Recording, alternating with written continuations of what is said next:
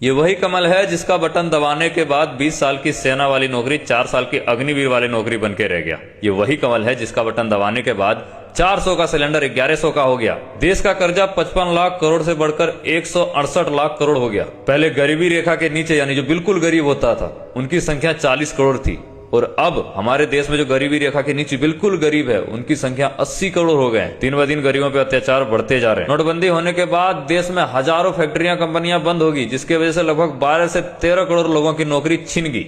और मोदी जी सत्ता में आने से पहले कहा करते थे कि साल में 2.5 करोड़ बेरोजगारों को नौकरी दूंगा, युवाओं को नौकरी दूंगा।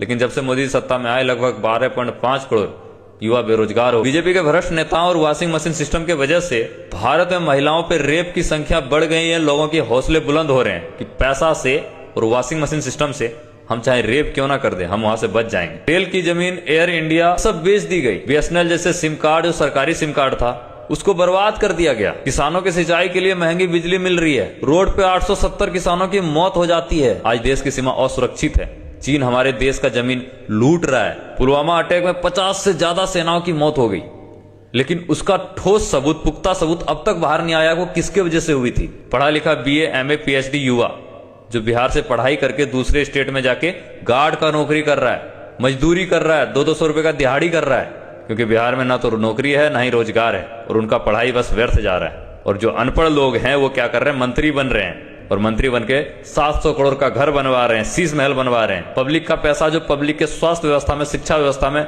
इंफ्रास्ट्रक्चर डेवलपमेंट में लगना चाहिए, हेल्थ सिस्टम को ठीक करने में लगना चाहिए, हॉस्पिटल बनाने में लगना चाहिए, वो पैसा नेताओं के घर बनाने में लग रहे हैं। और आप कहते हो कि बीजेपी के आने की वजह से भारत की सिर्फ डेवलपमेंट हुई है। प्रधानमंत्री जिस आवास में रहते हैं वो पता कितने रुपए का बना हुआ है? 2100 करोड़। मतलब जो राम मंदिर बना था ना, उससे भी ज्यादा महंगा प्रधानमंत्री का पीएम आवास है। 2100 करोड़ में अगर हॉस्पिटल बनवाता ना देश में, बड़ा बड़ा मल्टीनेशनल हॉस्पिटल, और वहां पे फ्री इलाज करता, तो कम से कम 5-10 हॉस्पिटल बन जाता और गरीब मरते नहीं।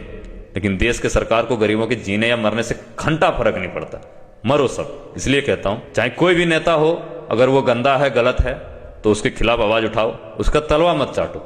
गलती गलती होता है और सही सही होता है। मैं ये नहीं कह रहा हूं कि आप इस नेता को सपोर्ट करो, उस नेता को सपोर्ट करो। चाहे किसी भी पार्टी का नेता सत्ता में हो, अगर वो गलत कर रहा है और हम देख रहे हैं, तो हम आंख बंद करके नहीं चलेंगे। हम उनके खिलाफ आवाज उठाएंगे और उनको यकीन दिलवाएंगे कि आप गलत हो। आप देश को कुछ और कर सकते थे, आप देश को किसी और तरीके से डेवलप कर सकते थे, लेकिन आपने देश की डेवलपमेंट कम देखी, अपनी डेवलपमेंट ज्यादा देखी। तो ये सारी चीजें आपको सोचना पड़ेगा, आपको सवाल करना पड़ेगा, चाहे कोई भी नेता सत्ता में हो, उन सब से। तभी हमारा देश का बदलाव हो सकता है।